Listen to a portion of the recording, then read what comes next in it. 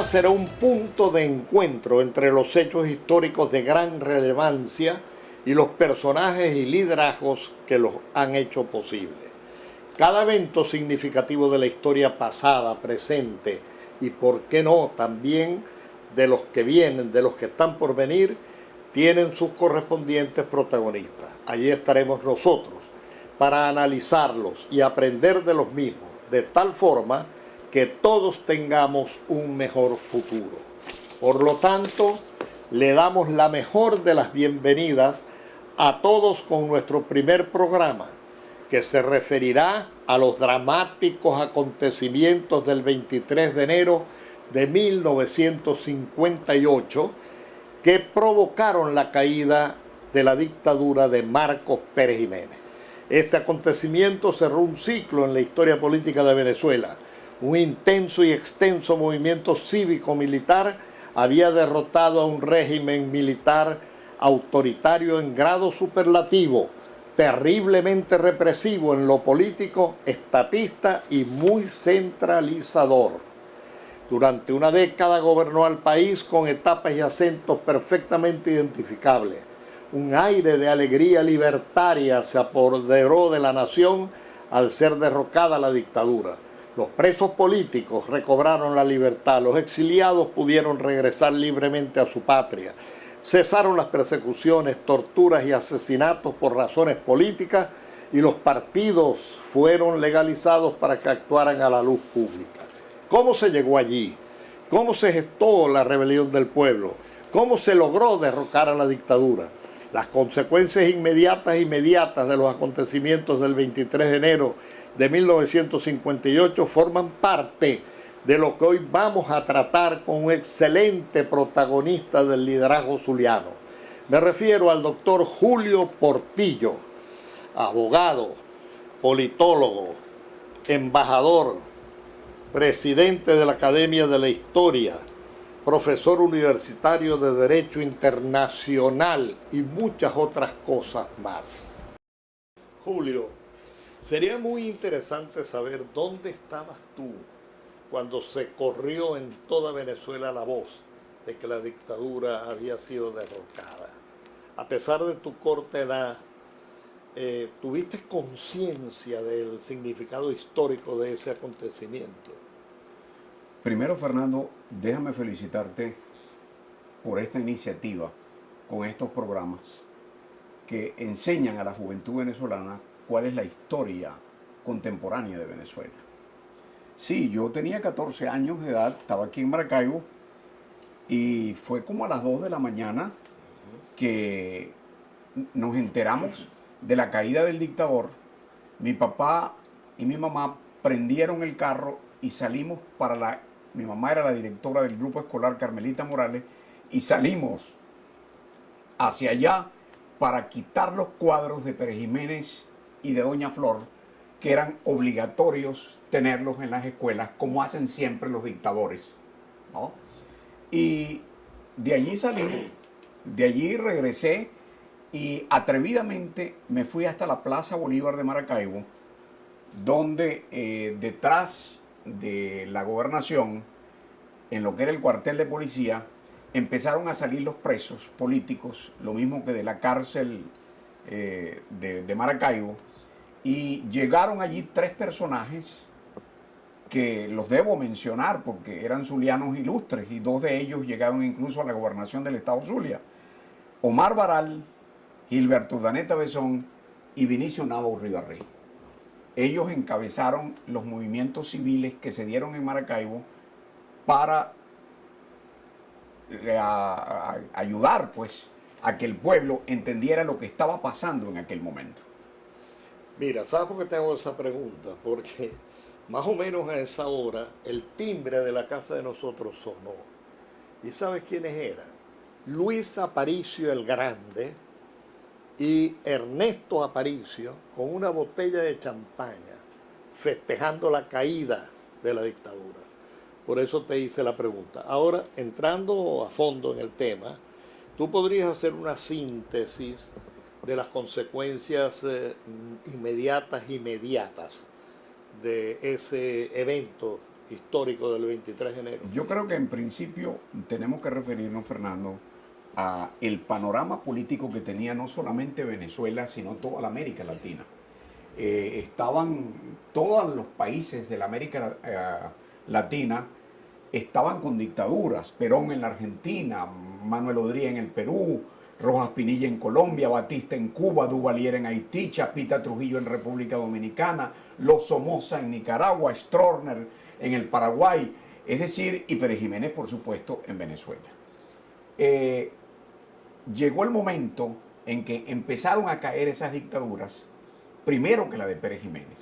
Y aquí llegaban las emisoras clandestinas de la resistencia venezolana y también de las emisoras colombianas que invitaban al pueblo venezolano a seguir el ejemplo que ya habían hecho los colombianos con la caída de Rojas Pinilla. Como se sabe, el primero del año de 1957, Pérez Jiménez convocó unas elecciones donde él era el único candidato. Vote a favor o en contra, pero vote. Eran dos tarjetas, una roja y una azul. Los empleados públicos tenían que llevar la tarjeta roja el lunes, después de las elecciones, en señal de que habían depositado la azul, porque si no entregaban la roja, era que la habían depositado y entonces habían votado contra el régimen y por supuesto se iban de los puestos. El 1 de enero, como se sabe, la gente confundió, especialmente en Caracas, los fuegos artificiales que se estaban dando para celebrar el advenimiento de un nuevo año con el bombardeo de la Fuerza Aérea al Palacio de Miraflores y a varios puntos de Caracas.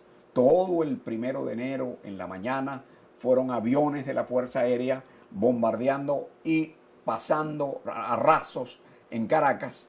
Pérez Jiménez logró restituir la situación, pero allí comenzó a moverse ya el pueblo directamente para provocar la caída de la dictadura. Las elecciones no habían sido reconocidas internacionalmente, se sabía que aquello era un gran fraude. Los dictadores suelen preparar esos fraudes para preservarse, permanecer en el poder. Y llegó el 22 de enero en que se convocó la huelga nacional contra la dictadura. A los zulianos nos endilgan muchas veces que mientras Caracas estaba tumbando al dictador, aquí estábamos jugando béisbol. Eso no es completamente cierto.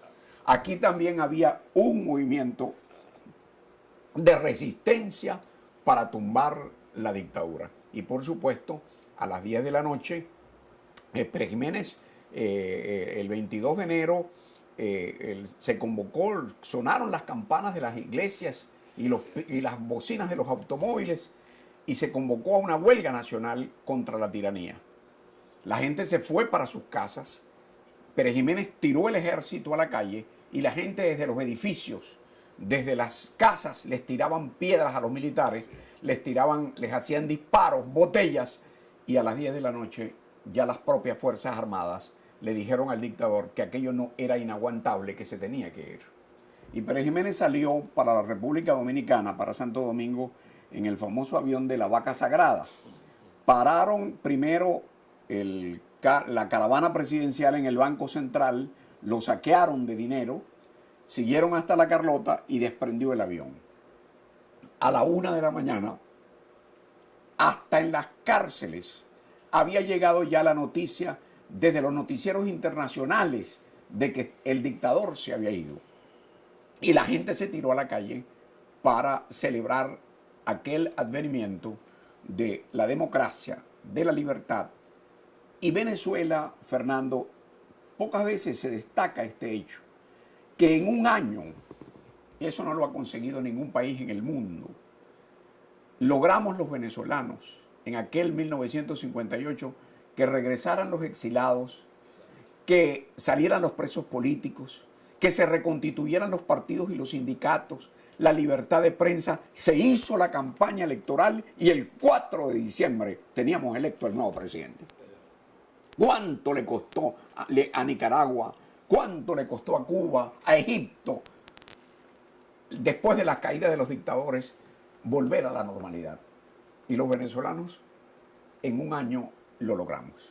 Sería muy interesante hacer un breve análisis de cuáles fueron los factores políticos y económicos que determinaron el deterioro y la caída de la dictadura de Pérez Jiménez.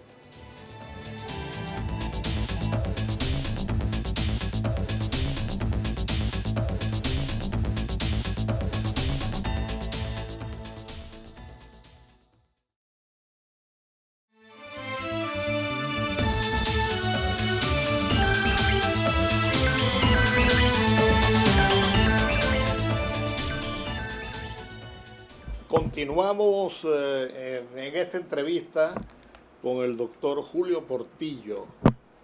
Dejamos una pregunta en el aire, en el sentido, bueno, Julio Portillo ya lo hemos presentado, ¿no? Dejamos la pregunta en el aire de cuáles fueron los factores fundamentales de tipo político y económico que determinaron la caída de la dictadura de Pérez Jiménez. Mira, Fernando, me parece muy interesante la pregunta. Económicamente, los precios del petróleo habían bajado. El comercio de Caracas, fundamentalmente, se encontraba sin pagos efectivos del gobierno. Y la persecución del régimen no se había circunscrito solamente hacia los políticos y hacia los partidos, sino que también la había emprendido contra empresarios al punto de que el propio Eugenio Mendoza estaba con Betancourt, Villalba y Caldera en Nueva York e iba a ser el presidente de la Junta de Gobierno que sustituyó la dictadura. Y también, por supuesto, otros grupos de presión, los sindicatos y sobre todo también la iglesia, que ya desde el mes de mayo, con la pastoral del arzobispo de Caracas, Monseñor Arias Blanco, había pedido el aumento de sueldo para los trabajadores y había denunciado a la dictadura. Esta es una cosa muy importante porque cuando salen los presos el 23 de enero, también entre los presos había no solamente políticos, comerciantes, sino que también había sacerdotes. De manera pues que Pérez Jiménez tenía en su contra casi todos los grupos de presión. Por supuesto, tenemos que significarlo, también había un ambiente internacional ya en casi toda la América Latina contra los regímenes militares. Mira, y sí, en la parte económica fue fundamental lo que tú acabas de decir, porque hubo una caída en los precios del petróleo, eso trajo una disminución del ingreso fiscal, y bueno, y fue la cadena, ¿no?, que terminó afectando al empresariado que había sido aliado del gobierno, ¿no? Ahora, dime una cosa, ¿qué crees tú que debemos nosotros aprender de esa experiencia del 23 de enero que fue tan especial? Sobre todo ahí tú hablaste de la reunión de Nueva York que después se complementó con el pacto de punto fijo. ¿Podríamos comentar un poquito de eso? Yo creo que tú estás señalando un punto muy importante. Los partidos políticos se pusieron de acuerdo y entendieron que a las dictaduras se les tumba, se les derroca cuando hay previamente una unión. Y los partidos políticos se comprometieron mediante el pacto de punto fijo, que, por cierto, no es punto fijo en Estado Falcón, sino que fue la quinta de Caldera, la quinta punto fijo en Sabana Grande, donde se firmó ese pacto, donde los partidos políticos se comprometían a reconocer al ganador y a estabilizar la democracia. Y así lo hicieron. Y el gobierno de Betancourt, que ganó las elecciones limpiamente, fue inmediatamente reconocido por todos los partidos. Y en el primer gabinete de Betancourt hubo ministros de todos los partidos políticos. Fernando, era que Venezuela estaba unida y estaba convencida de que había que estabilizar la democracia, que es quizás lo que nos está faltando en este momento. Obviamente que nos está faltando mucho de eso.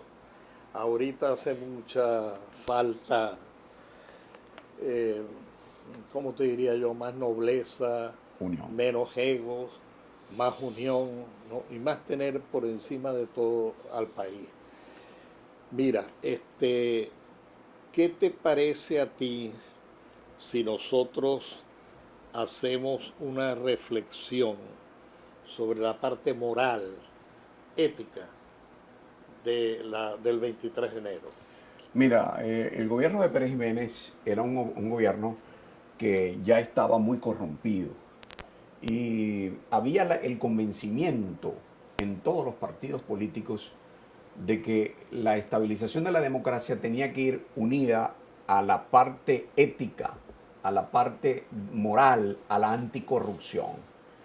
Pero quiero referirme a algo muy significativo. El gobierno de Betancur no fue un gobierno fácil. Tuvo alzamientos militares en Carúpano, en Puerto Cabello, se le alzó el ministro de la Defensa en San Cristóbal, el ataque de Fidel Castro por las playas de Machurucutu en el estado Falcón, el atentado en los próceres contra Betancur, aupado desde la República Dominicana por el dictador Chapita Trujillo. Betancur, yo soy de los que cree que si nosotros no hubiéramos tenido un presidente como Betancur el 23 de enero, quizás hubiera regresado Pérez Jiménez, porque no, haciendo objetivo, tenemos que decir que Pérez Jiménez salió electo senador, pero había el convencimiento de que lo que había que hacer en ese momento era estabilizar la democracia. Y Betancur, hay un hecho muy importante que pocas veces se destaca, que es que se reunió con los militares en Maracay, y un coronel se le levantó y le dijo: mire, Betancur, ¿usted que es enemigo de las Fuerzas Armadas? Y Betancur le dijo con carácter: para la próxima vez me llama presidente, porque soy el presidente electo de los venezolanos. Yo no soy enemigo de las Fuerzas Armadas, pero todos ustedes van para los cuarteles, que es donde tienen que estar. Y logró, Fernando, meter a los militares en los cuarteles, en las fronteras, que es donde tienen que estar, y no vendiendo caraotas, sembrando, hechos cargos de hospitales, de escuelas, de liceos, como está ocurriendo desgraciadamente en este momento.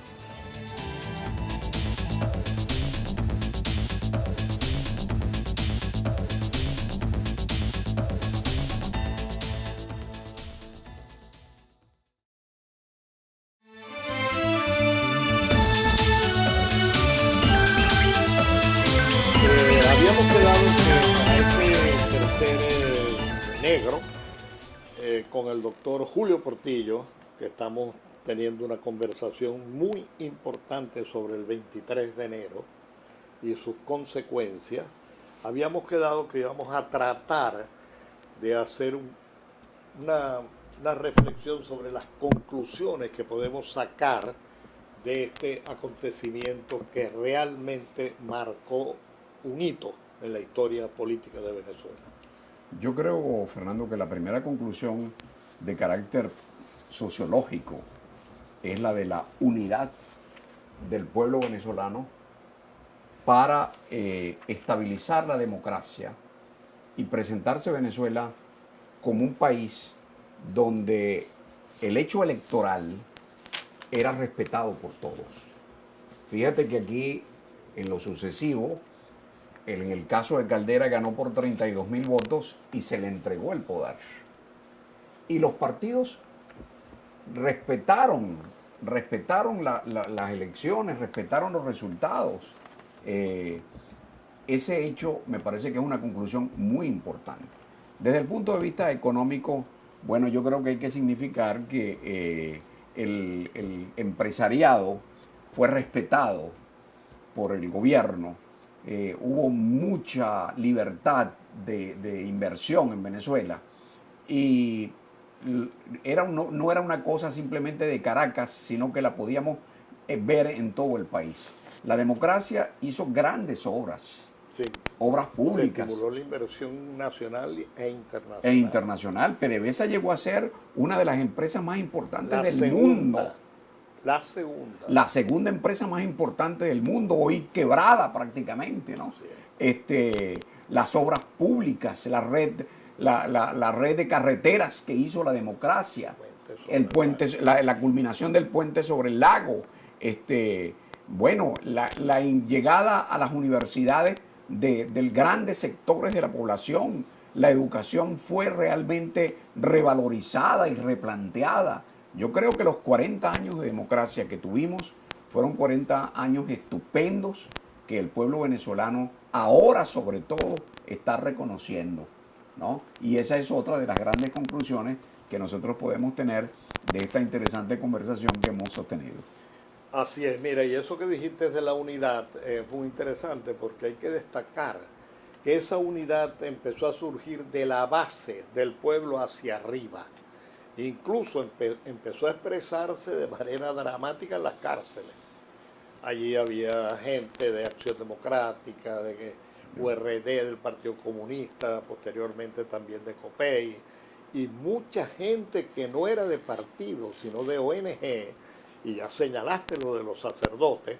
Entonces se fue gestando una unidad de abajo hacia arriba, pero con una característica, que el liderazgo del momento arriba captó, interpretó eso y le dio sentido integral. ¿Ves? Y sobre todo, Fernando, las Fuerzas Armadas se convencieron de que por la moral del país no se podía seguir sosteniendo en el poder a un dictador desprestigiado internacionalmente, ¿no? Yo creo que ese es un gran aprendizaje que las Fuerzas Armadas en este momento deben volver a reflexionar sobre lo que significa no tener en la jefatura del Estado una persona que pueda ser referencia mundial, referencia internacional. Yo creo que eso es una cosa sumamente importante. Así es. Mira, y hay otro detalle que vale la pena destacar ahorita en estas conclusiones. La lucha contra la dictadura empezó en el mismo mes de noviembre de 1948. Inmediatamente se estructuraron los cuadros de la resistencia y inmediatamente también empezó la represión, por supuesto, del régimen perejimenista. Y aquella amplitud, mira, el hecho de que Acción Democrática ilegalizado mandara a votar por Jovito Villalba, por URD, que creo, y tú me vas a perdonar, que creo que a Jovito Villalba, que fue el gran líder del 36, debimos nosotros haberle dado la condición de expresidente de la República. Se la merecía porque Jovito fue un factor de unidad durante todos los... Desde el 28. Desde el 28. Era el gran líder y por supuesto, fíjate que lo estoy diciendo, en el 52 Acción Democrática mandó a votar por URD. Sí, cómo no, y mandó, y ganó. Y ganó. Y le arrebataron el triunfo también, ¿no? De manera que allí es sumamente importante destacar, insistir pues, en cómo el liderazgo de la época interpretó cabalmente el sentimiento que tú lo has descrito muy bien, el hambre de libertad que tenía el pueblo. Fernando, permíteme también como conclusiones felicitarte por esta iniciativa de este tipo de programas que son verdaderamente pedagógicos políticamente para que la juventud venezolana sepa y conozca lo que nos ha pasado. Magnífico. Miren, yo les doy las gracias a todos los que nos han estado oyendo, nos han estado viendo, y los invito para el próximo programa que lo tendremos muy pronto. Muchas gracias, Julio.